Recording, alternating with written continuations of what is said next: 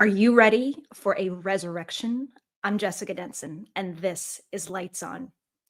This Sunday, April 20th, Easter Sunday, the date that many expect Donald J. Trump to invoke the Insurrection Act, illegally employing the military against his American citizens. Already, he has threatened this week to go after the homegrown ones as he deprives legal immigrants in this country of their due process and ships them to El Salvadoran slave prisons. Another 200 today were rounded up on ICE buses.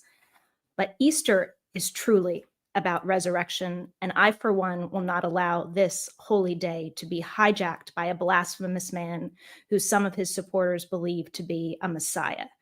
We're going to get back to truth, and I think this Sunday, April 20th, is really an opportunity for a resurrection of truth, a resurrection of law and the Constitution, a resurrection of our tolerance for what we accept as normal, what we accept as happening in our country, the freest country, as flawed as it is in the world, the country that when you step foot on this land, you take a deep breath because there is a feeling of freedom that we have fought that is the product of generations of sacrifices that is found nowhere else on this earth. So I am ready for a resurrection of the normalcy and the freedom that we have fought for, and bringing those laws to bear with the immediate movement towards removing Donald J. Trump from the office he illegally inhabits. I have a wonderful guest today with me who is working tirelessly in that direction. His name is John Bonifaz. He is a constitutional scholar and the president of Free Speech for People. They have a campaign that's been going since day one of Trump's illegal administration, and it has acquired over 350,000 signatures. The movement is in motion. The wheels are turning by Representative Greene and others to begin these impeachment proceedings, and every single senator, congressman should be on the record. Of course, it starts in the House of Representatives, but every lawmaker should be put on the record now as to where they stand with permitting this fascist illegal regime to move forward for another second. So he will be coming up really soon. I wanted to start off this show by just acknowledging some of the people who are being patriots in this moment. Of course, today, Senator Chris Van Hollen returned from El Salvador, gave an update on the status of Gilmar Abrego Garcia.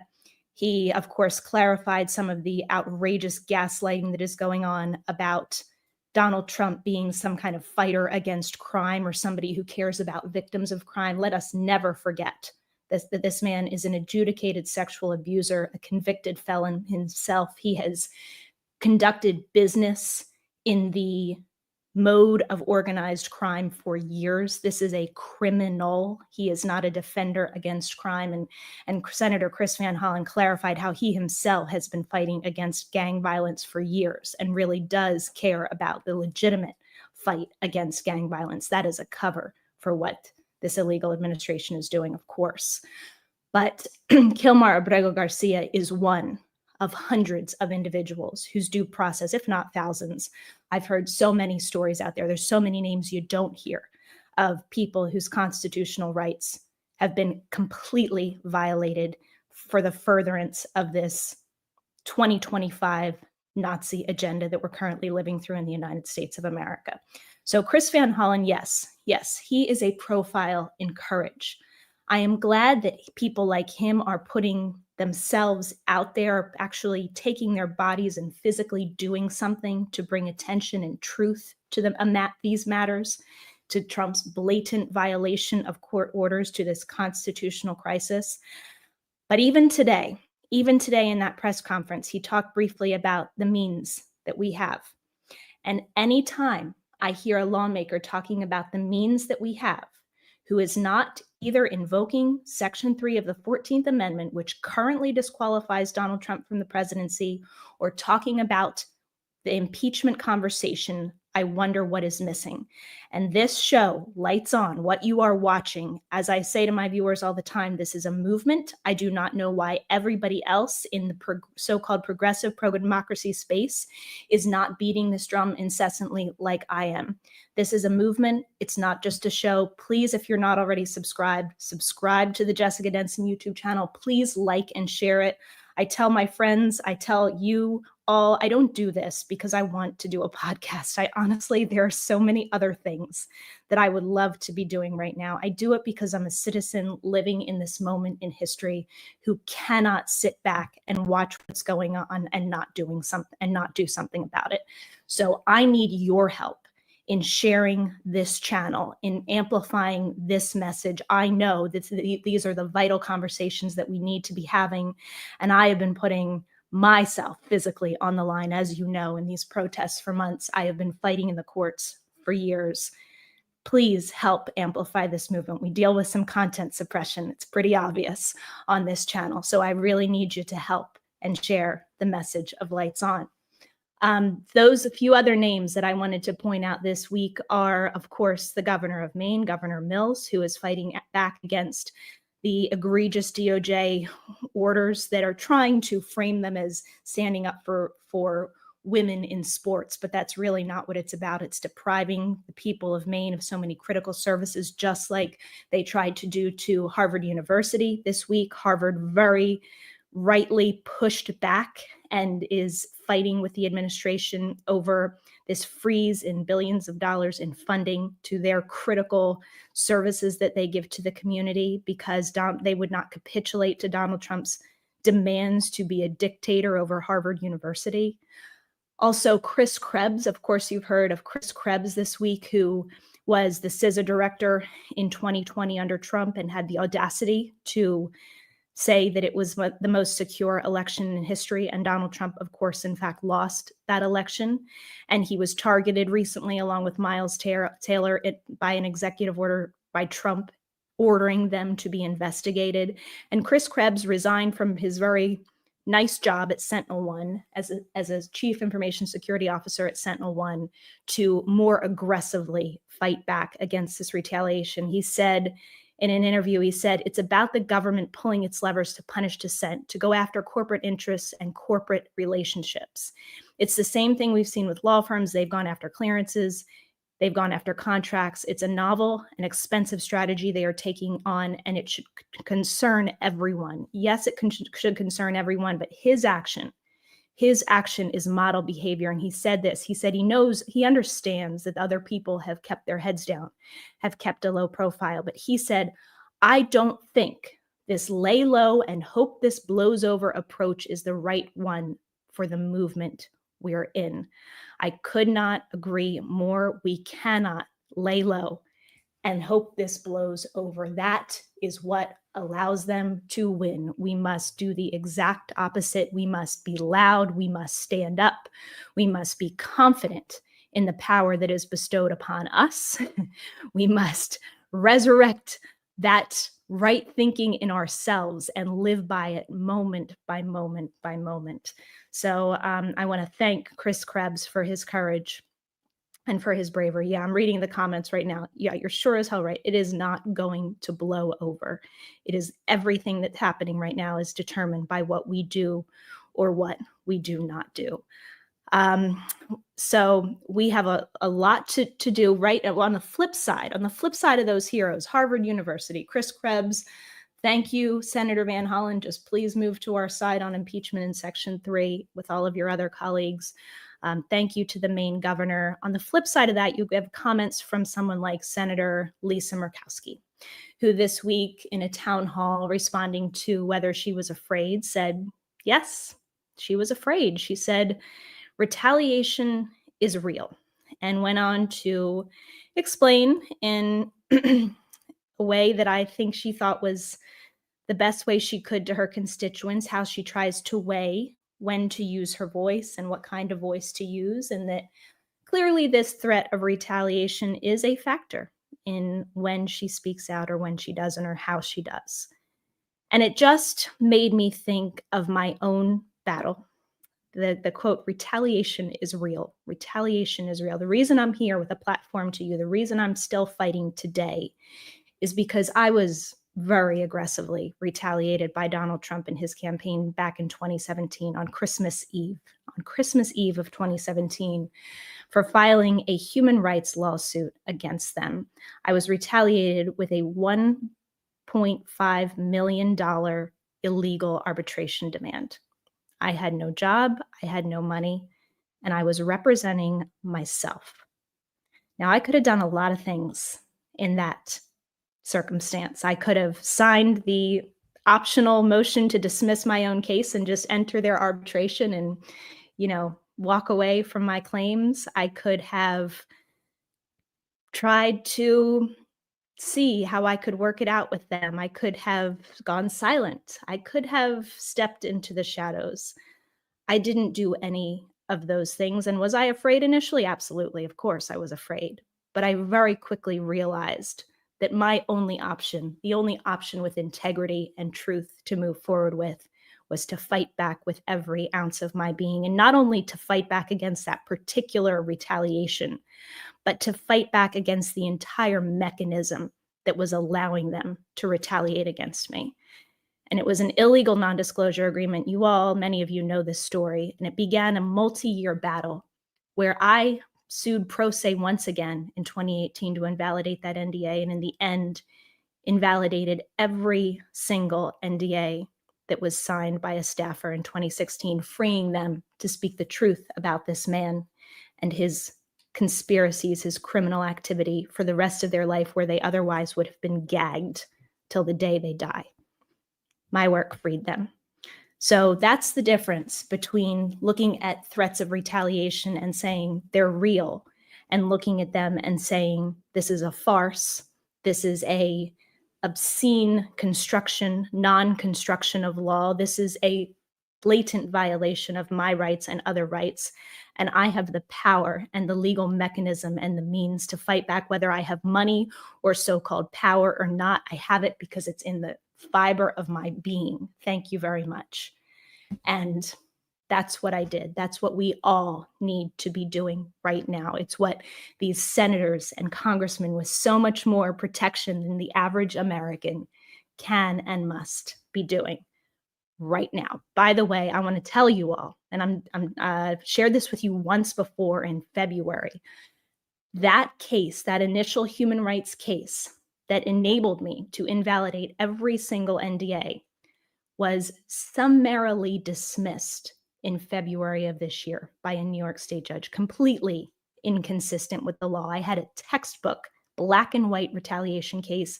As soon as Donald Trump took office after 7 years of fighting this battle, my case, my underlying claim, was summarily dismissed. It is completely lawless. I am absolutely appealing it, and I need your support. I really need your support right now. I've not asked for it explicitly in these terms before, but I really need your support. You can help me by going to thejessicadenson.com/donate. thejessicadenson.com/donate. Now, this is for fighting the years of terrorism that I endured and put aside my own claims to fight that NDA. This is the underlying claim. So you can support me at thejessicadenson.com/donate. And thank you so much for that. Now, I'm just going to check. We've got John Bonifaz in the wings. I'm so grateful to bring him back in. I've got to tell you, Free Speech for People, I had Courtney Hotstetler, their legal director, on just yesterday, talking about how they're urging state attorney generals to bring kidnapping charges, or at least start criminal investigations into these illegal abductions off the streets of America, of students in particular. In the case of Rumeysa, I've got her name not in front of me right now, the Turkish student from Colombia.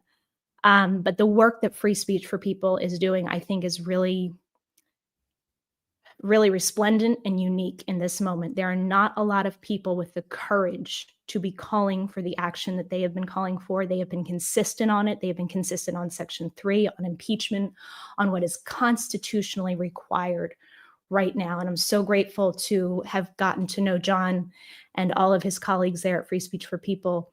John, welcome back to Lights On. Great to be with you, Jessica. Great to see you. Thanks so much for having me back on. Absolutely my pleasure. So I teased that you have your impeachment campaign, which we've been promoting since January, up to 350,000 signatures. Can you just kind of tell me about the progress on that movement? Yes, we're closing in actually now this evening on 400,000, and this Nice, nice. campaign is going to continue to grow. We launched this campaign on January 20th because the day Donald Trump took his oath of office, he was already in violation of the emoluments clauses, treating the Oval Office as a profit-making enterprise at the public expense. He refused to divest, of course, from his business interests all over the world, but he's gone on, as we know, to commit multiple abuses of power since taking the oath of office.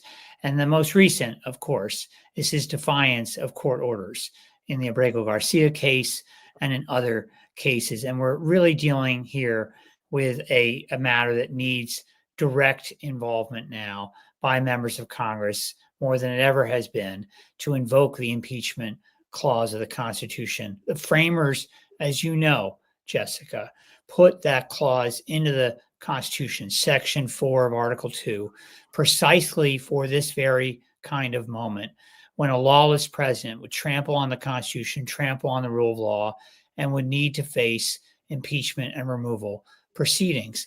And so you're right that any member of Congress, when they're asked what are the remedies, the one constitutional remedy there is that the framers put into the Constitution for this very purpose is impeachment. And members of Congress need to follow their own oath of office to protect and defend the Constitution and immediately begin impeachment proceedings against this lawless president.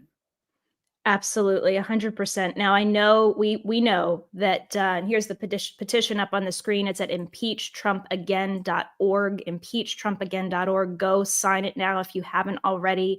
The link is also in the description of this video.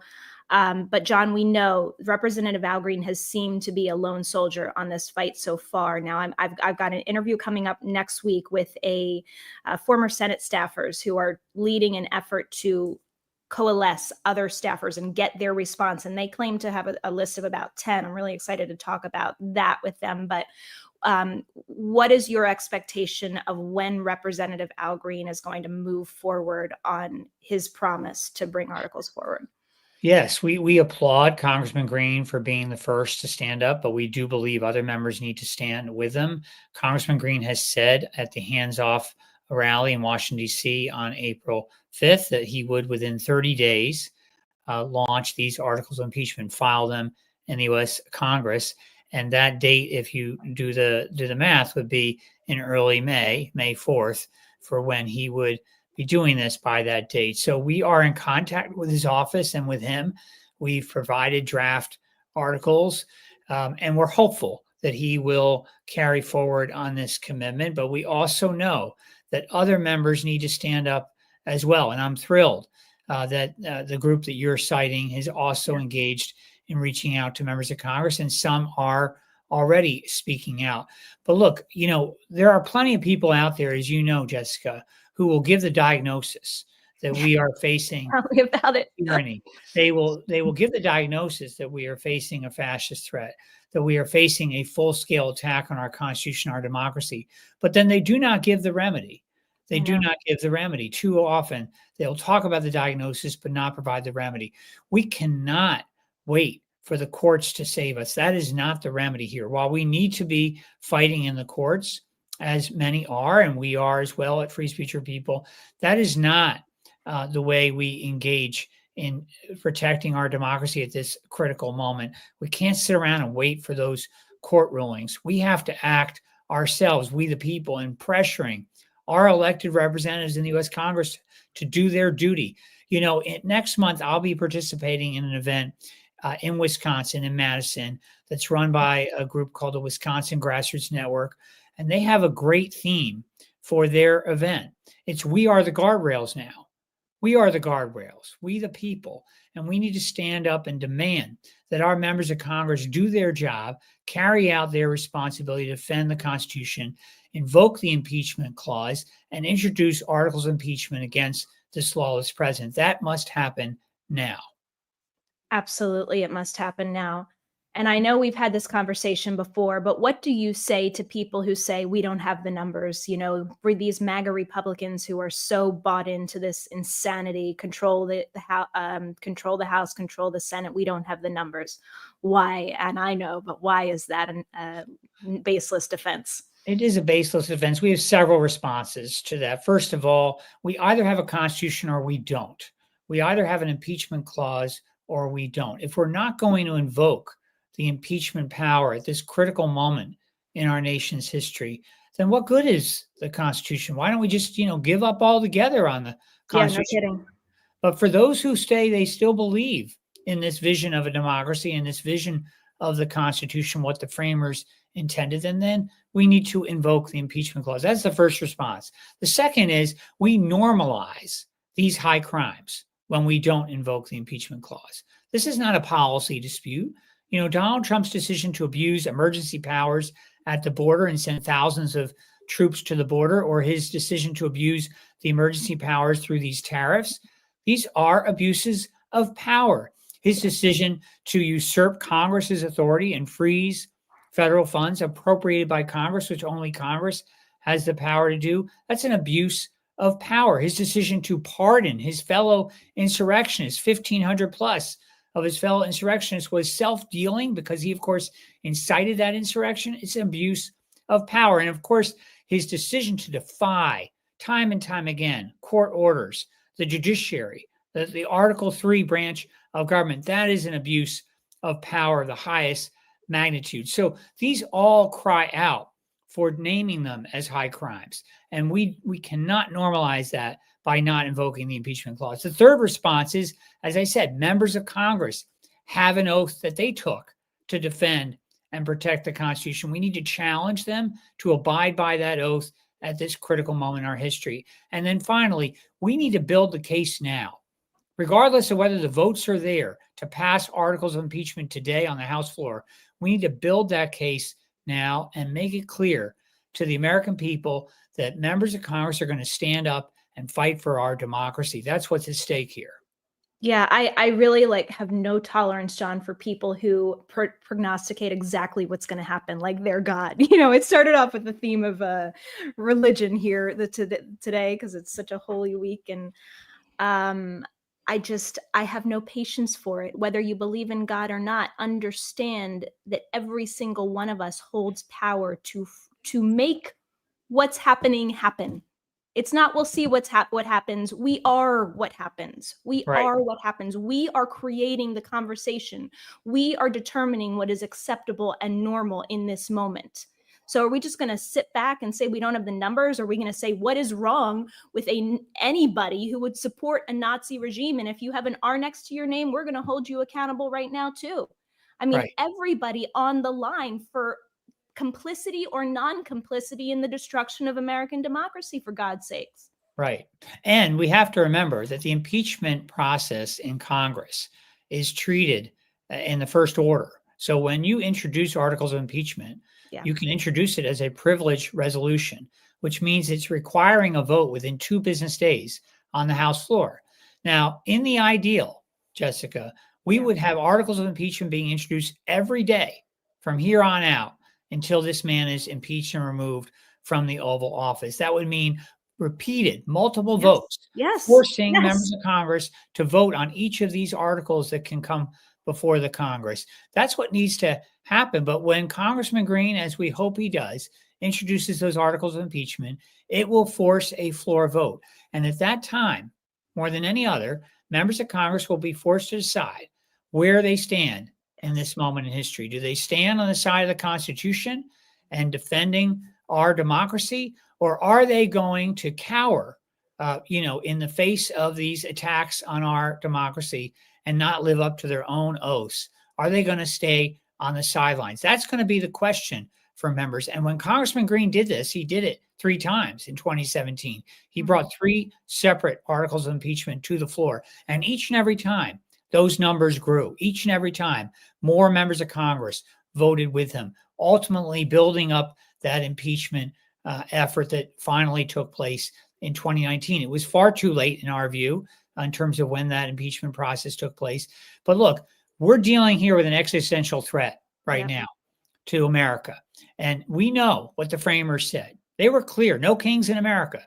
We were not going to have a monarch or a tyrant rule our nation. And that's why not only did they create 3 different branches of government, Article 1, which is really the predominant branch, the Congress, but Article 2 and Article 3, 3 different branches of government. But then they created the impeachment clause. And that's what we have to deal with this very situation. So it makes no sense, in my view, when we have members of Congress stand up and give the diagnosis that we're facing this full-scale attack on our Constitution, that we're facing this threat of tyranny, and then they don't give the remedy. The remedy is impeachment. 100%. And I share that frustration that it just seems like such a lost opportunity. For God's sakes, you've got Bernie Sanders and AOC out there rallying 35,000 people a time. And yes, they're talking about the symptoms, they're talking about the crisis, but they're not talking about the remedy. And I say this to my viewers, when I go out and give a speech at one of these rallies or at my own event, I go out and say, we need to use any and all constitutional means to remove him now. And the crowd doesn't say, no, not yet. It's not that serious. Let's be more practical. We're not at that point yet. No, the crowd, that's exactly what the people want. That's exactly what we are demanding and crying out and wondering why the hell this hasn't happened already. Absolutely. And look, when you look at Kumar Abrego Garcia's case, it is right now front page news for a very important reason, because it could happen to any of us at this point. It could happen to any of us. Yeah. And that's why, when we look at what has occurred in that case, where the Supreme Court has upheld a district court ruling that says that the federal government must facilitate his return.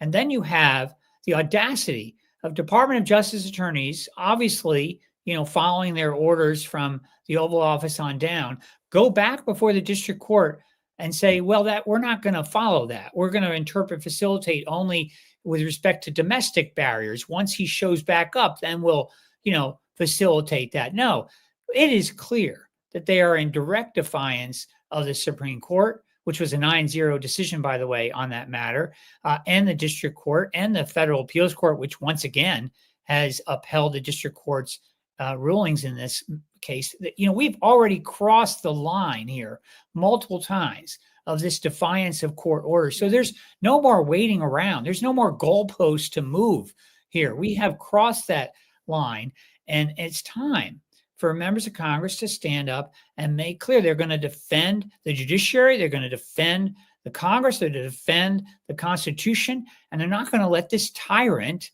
consolidate further power and trample on our rule of law.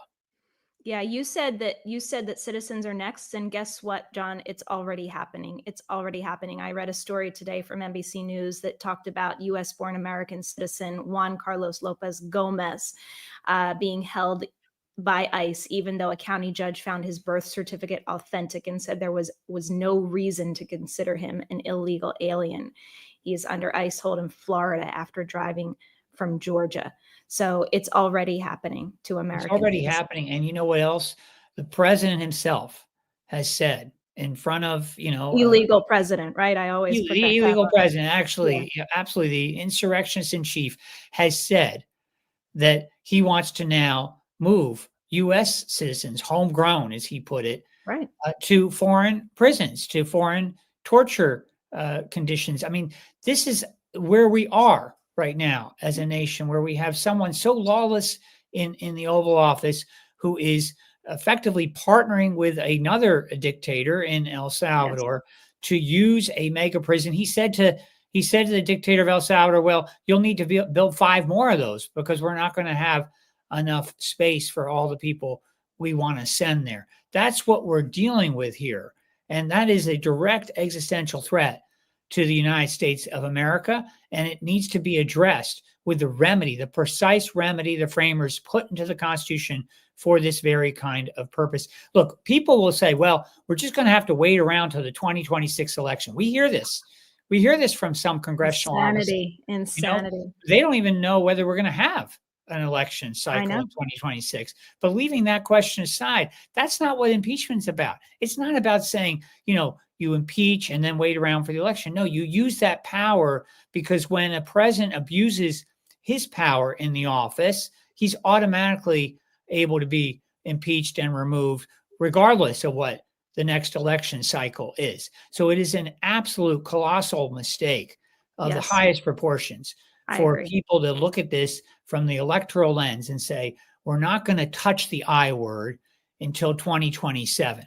Insane. I mean, that is, asking for such calamity for our nation going forward, with U.S. citizens and U.S. residents being kidnapped off the streets, detained illegally, and then some of them being shipped unlawfully to foreign prisons where they're disappeared effectively. That's what, Human Rights Watch, these other major organizations that study these conditions of other countries, they see disappearances of people, off the streets. But we're going to now just accept that what's happened to Kilmar Abrego Garcia or the 200 plus other immigrants who were sent on those planes that were ordered to be turned around and were not turned around. We're going to just accept that that's something that's going to have to happen, that there's going to be a subclass of people who will be disappeared. No, absolutely unacceptable. And this is an all hands on deck moment. We are the guardrails, as the Wisconsin Grassroots Network is saying. It's a hands on deck moment. We need everyone to be calling on members of Congress to do their duty and invoke the power of the impeachment clause and impeach Trump again. We're going to keep growing this campaign. 400,000+, but many more are going to keep coming to this campaign, because that's the answer to this lawless president. It is impeachment and removal. As we speak, John, I'm updating the title to say 400,000, because it's a beautiful number and it should be millions. And I hope that you get to that number, and clearly the sentiment in this country, as I've been repeating, is there. The sentiment is there. This is what the people want now. It's very, very obvious that this is the remedy. What do you say to the criticism, and I get it when I do these shows, to the criticism or the concern that impeachment leaves us with Vance? Or should the impeachment call be extended to include impeachment of Vance as well? Well, look, if Donald Trump is actually impeached and removed from public office, then anyone else coming into the presidency is going to be put on clear notice that they need to follow the rule of law. They need to follow the Constitution. But the other thing I'd say here is that if Vice President Vance is involved, as it does appear he is, in abuses of power that the president, the illegal president, Donald Trump, is committing, then he too could be subject to impeachment proceedings. But our view is we need to focus at the very top here of the lawlessness that's happening out of the Oval Office and move from there. But obviously, there are other members of this administration who have already committed impeachable offenses. 100%. I mean, Secretary Marco Rubio is abusing his power when he revokes these visas simply because he disagrees, as does Donald Trump, with the political views that those whom he's targeting have exhibited through their First Amendment rights. I mean, Ramesa Ozturk is an example of this, right? Yeah. She's a PhD student at Tufts University. All she does is co-authors an op-ed for a student newspaper a year ago that says that the university needs to comply with the student resolutions that have passed through the student senate there, calling on companies to be divested from doing business in Israel that are supporting the genocide in Gaza. And that's all she does. It's a First Amendment right she has, and yet they revoke her visa unlawfully, and then they go about to continue to conspire to kidnap her off the streets of Somerville, move her across state lines, multiple state lines, and place her in an ICE detention facility, a private prison, by the way, in Louisiana. I mean, this is the actual attack we're seeing on our Constitution with her case, with Mahmoud Khalil's case, the student, the Colombian grad student from Colombia, is also in that ICE facility in Louisiana. I mean, these are happening, and Marco Rubio is at the center of revoking these visas for hundreds of students who are lawfully here and for no other reason other than their decision to exercise their First Amendment rights are being targeted. So he's a classic example of somebody who ought to be removed. But we're starting with Donald Trump. Start at the top. Start at the top and demand that members of Congress do their duty and carry out impeachment proceedings against this lawless president. Yeah, as I was talking with you about this privately, it really, came into focus. If we achieve removing Donald Trump from the presidency that he illegally inhabits, which we absolutely should, that would be monumental, earth-shifting. And we should, and it would absolutely change the dynamic as you're explaining. And so, as much as I think that we should impeach the whole friggin' administration, I agree with the focus of energy on this lawless criminal that's in the White House right now. Yeah, and I'll just say, Jessica, to your point about where the people are. I stood in the pouring rain on April 5th in Pittsfield, Massachusetts, before a crowd of over 1,000 people. For people who don't know Pittsfield, yeah, for people don't know Pittsfield, it's in the most western part of Massachusetts. It's in the Berkshires. You don't see rallies of over 1,000 people out there, and they were out there in the pouring rain, and they heard this message. I gave this speech of how we are not going to allow a monarch or a tyrant govern this nation, that impeachment is there to deal with this very remedy. And people are ready to hear it. People are ready to hear how we're going to deal with this threat to our democracy facing us right now. And that's what members of Congress should be stepping up and doing as well. They should be providing that leadership from their positions of power in Washington, D.C. And we, the people, have a voice on this. We have a way to push them, to show that they need to have backbone at this critical moment in our history. And that's why we need to call on them every day through emails, through calls, and for signing our petition at impeachtrumpagain.org, and really demand that they step up and carry out their duty under their own oath of office. Absolutely, 100%. One of my allies in the organizing protest space is comedian Cliff Cash, and we had him on earlier this week, and he wanted today, because so many of the members are on recess right now and having town halls and in their home states. He wanted today to be a day of action day, to go physically to your members of Congress, because it's so effective when you show up there in person, whether it's at a town hall or at their office as the closest one to you. And he said, show us the line, meaning, will you stand up for First Amendment rights? I told our audience, will you stand with Al Greene on impeachment? Will you ask Congress to, or will you invoke his disability, his disqualification? And maybe, John, we can wrap up on that issue, because it's how we met and it is still alive. Donald Trump, as we've been saying, is an illegal, constitutionally disqualified president. Any member of the Democratic Party or any lawmaker right now, by the mere mention of it, could start raising this issue, because he remains disqualified and needs amnesty from 2/3 of both houses to be cleared. Why aren't these members of, why isn't lovely Senator Van Hollen or Cory Booker or, Bernie Sanders, AOC, anybody with these massive platforms saying we have a disqualified president? The only way to clear this convict insurrectionist is by an amnesty vote. People hide behind Trump v. Anderson. That was the decision, as we know, that interpreted wrongly, in our view, Section 3 of the 14th Amendment to have an exception that they wrote into the Constitution that didn't exist with respect to federal candidates. And their interpretation was that states cannot enforce Section 3 of the 14th Amendment in their own state ballot decisions as to who appears. They said there's a federal exception to this. It was completely invented out of whole cloth, and it was wrong. But what they did not do in that decision, and what people really refused to own up to, is they did not rule on the merits. They did not address the merits-based decisions of the Colorado Supreme Court, of the Maine Secretary of State, and of the Illinois court in a case that we won, all three of which said that Donald Trump is an insurrectionist, that January 6th was an insurrection, and that he was disqualified. So he remains disqualified to this day. The Supreme Court never said anything otherwise. There were only three places in the country that went to the merits, and all three found the same thing. So you're right. Under Section 3 of the 14th Amendment, the only way a person who's disqualified is able to serve in public office is if they get an amnesty bill passed by the U.S. Congress requiring 2/3 of the House and 2/3 of the Senate. And that amnesty has not been granted to Donald Trump. There were people right after the Civil War who sought amnesty, Confederates who wanted to be back in public office.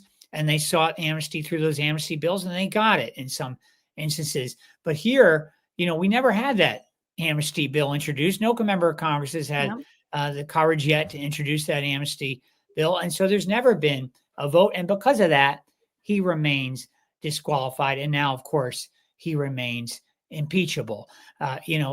This is a matter of the highest magnitude. I can't say it enough with respect to what we're facing in our nation today. It is an existential crisis for our democracy. We're either going to still have a constitution or we're not. We're either going to have a branch of government, the Congress, that holds the presidency accountable through the impeachment clause, or we're not. We're either going to have a judiciary whose court orders are respected, including by the executive branch, or we're not. And if we're not, then it's not a democracy anymore. It's a tyranny. It's a fascist state, and America is no longer the experiment that people claim it to be. So that's what's at stake here. And we're not going to wait until November 2026 or January 2027 to figure out what's going to happen. And we're not going to wait for another court ruling to yet again say that Donald Trump's violating it and needs to comply. We need to act now. And the way we act is through we the people invoking the impeachment clause and demanding our members of Congress stand up and carry out their duty. 100%. Those two images I had up on the screen while you were talking was the legal authority page from nowmarch.org, which is, of course, the 14th Amendment, 14th Now movement that I started in January and founded with this protest that aimed to block his certification. If you don't know already why he's disqualified, go to nowmarch.org and click on the legal authority page. As John said, any member of Congress, if they had the courage, could be raising an amnesty bill right now. The other one, John, as you were talking about the role of the courts. I don't know if you've heard about this HR 1526, the quote, No Rogue Rulings Act, which aims to limit district courts' ability to issue nationwide injunctions against Trump's executive orders. This is already passed in the House and headed to the Senate. I mean, literally, they're trying to eviscerate the checks and balances and roles of the court to stop their lawlessness. Yeah. And, this has already come up in the birthright citizenship cases. So 3 separate courts have issued nationwide injunctions that invalidates the executive order Donald Trump issued soon after he took the oath of office to try to repeal birthright citizenship under the 14th Amendment. Now, we know that if you want to take something out of the Constitution, there's only one way to do it. It's under Article 5. It's called a constitutional amendment. You have to get, 2/3 of the Congress to pass the bill and send it to the states for ratification, or you have to go through a constitutional convention. But a president cannot just issue an executive order that takes something out of the Constitution. That's preposterous. And 3 separate district courts recognized it as preposterous, invalid on its face, and issued nationwide injunctions preventing that. So what do? On the other side, Donald Trump and his cohorts, they go ahead and argue before the Supreme Court that these nationwide injunctions should be invalidated, that somehow there isn't an authority of the district courts to issue this. Now, the Supreme Court has actually decided to punt on that issue and actually take up the underlying merits of these arguments in terms of whether or not it's unconstitutional. And they're asking for expedited briefing, and they're going to rule by late June or July. And I hope that there are going to be at least 5 votes to recognize that the Supreme Court still has a role here, but also that the 14th Amendment still exists. And it's very clear here that birthright citizenship is embedded in that 14th Amendment. That's my hope. But look, all is at stake when it comes to this lawless president. He issues executive orders almost on a daily basis that attack our democracy, attack specific individuals, that attack institutions. And the response has to be that we as a people are going to demand that this lawlessness be confronted through the impeachment power. 100%. I will remind everybody, we have a great audience joining us live today. For anybody new, the website is impeachtrumpagain.org, impeachtrumpagain.org. Sign it, put your name on it. It's passing 400,000 signatures as we speak. John Bonifaz, my friend, always such a pleasure to have you with me and to be tuned in and plugged into the vital work you're doing with free speech for people. Thank you, Jessica. Thank you for your leadership and your courage. It's great to be on your show again. Thank you so much. Thank you. We've got another guest waiting in the wings. Tim, AdminTim of Sons of Liberty. Speaking of 14th Now, Tim was an indispensable part of organizing the Veterans March that Cliff and I and the 14th Now movement put together on March 14th. It was the largest single protest to date that I'm aware of on the National Mall on 3/14 in honor of Section 3 of the 14th Amendment and the brave sacrifices of our veterans for this Constitution, our freedom in the face of this lawless Kresnoff bone spurs who's sitting as a squatter in our White House right now. So Tim has some announcements to make. I've been on his show with Cliff. We've never had him here on Lights On. I'm really excited to bring him in today. Tim, welcome to Lights On. Hi, thank you. It's good to see you. Thanks for having me. Good to see you too. So tell me what you have going on. I'm really excited to hear. Which part? I mean, we've got so much. I think you have. Listen, let's talk about this part because I started off talking about April 20th, and everybody's worried about an insurrection act coming into effect, the military being invoked against citizens. I know you're working on a Civil War docu-series, but let's start with that. Where is the Sons of Liberty community? What are you guys thinking about April 20th? So our organization has a decentralized leadership, and it's done that way so that we can make sure that we kind of include everybody across the country. There are even people outside the United States who participate in our organization. So I gave instructions or suggested rather, I don't really give instructions to these guys. I suggested that we focus on doing this within our own group, just showing up and attending and not trying to get involved with leading things. We're not 100% sure of like if there's a specific person who's pushing the protests or if it's a collection of groups, but we don't have a lot of people that reach out to us on a day-to-day basis. We're allied with some people in 50501. We talk to you and Cliff and some of the people from 14th Now frequently. So I just kind of said, you know what, let's keep this low key. We put a lot of energy into making the March 14th happen and helping you guys out with that. So I wanted to kind of just not necessarily lay low, but be low key about it because we're working on doing something for June 6th. So our guys are kind of working through Signal and through our Discord server to plan local boots on the ground events across the country. So that's what we're doing to support this upcoming thing. Also, we share a lot of the same concerns as other people with the whole, you know, what's going to happen on the 20th kind of thing. We've all seen the article. Whether or not people put stock into it is kind of their own thing, but it would be the height of irony for an insurrectionist to put out the Insurrection Act. That would Tell me about it. So I could see that being it. Tell me about it. I know. I hear you. Yeah, you were saying it's the height of irony for an insurrectionist to put out the Insurrection Act. That's where we are on the. Yeah, 100%. No, I mean that's where we are for right now. Yeah.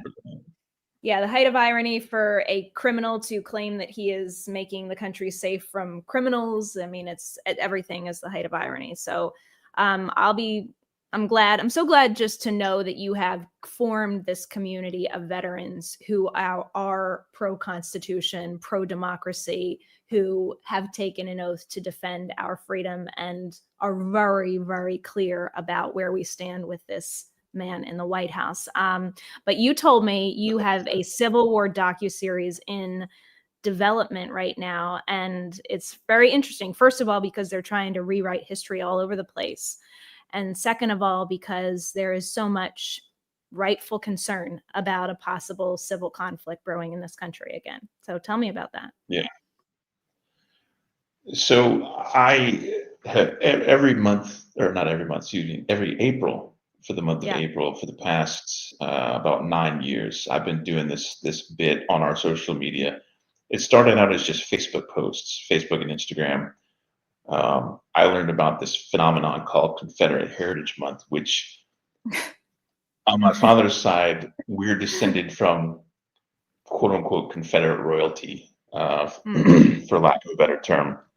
So I grew up with that side of the family, kind of talking about all of the things that we had in the 19th century and how a lot of that was taken away by the big bad government. And I didn't really, I went to schools in South Carolina and other southern states, so I just kind of learned what they threw at us and didn't really pay a whole lot of attention to it. So I got, like I guess you could call it a bad education. And I learned about this phenomenon and I'm already, like in my 30s at this point. I'm like, why are we celebrating this? So I started looking into it. And then I decided that what I was going to celebrate instead of these traitors, I was going to celebrate Southern Unionists, who are people who were from Southern states, but they didn't join their state. Everybody likes to talk about, oh, it was that was the convention of the times, was to go where your state went. You were loyal to your state, not the country. So the more that I started doing research into this, the more I discovered that wasn't true. And a lot of the stuff that I had learned in school wasn't true, or it was very, very whitewashed. So I started doing this thing and then graduated to videos. And then I'm an indie filmmaker in my spare time when I'm not being an activist or working for a living. So I decided I was going to try to make this documentary series on.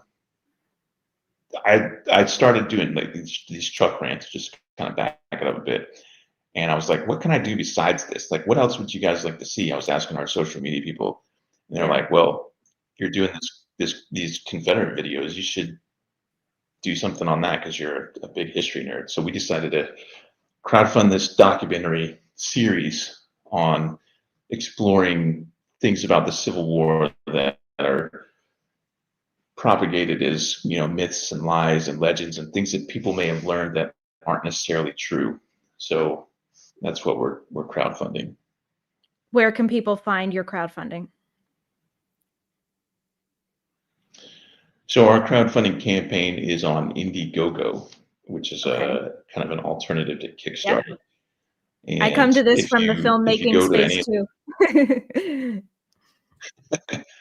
I thought about doing Kickstarter, but I was like, no, I don't want to do Kickstarter because Kickstarter is all or none. And if I don't hit my funding goal, with where I'm at now, we're about 31% funded. I can still make a couple of episodes. There's still a way to do that through Indiegogo. So that's why we chose that platform.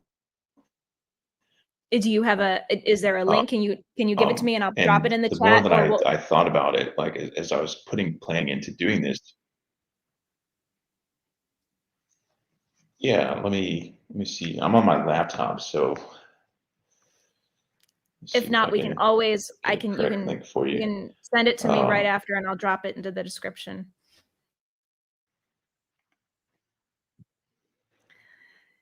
Yeah, I think at a time when we are my mistake, we're 34% funded. Okay.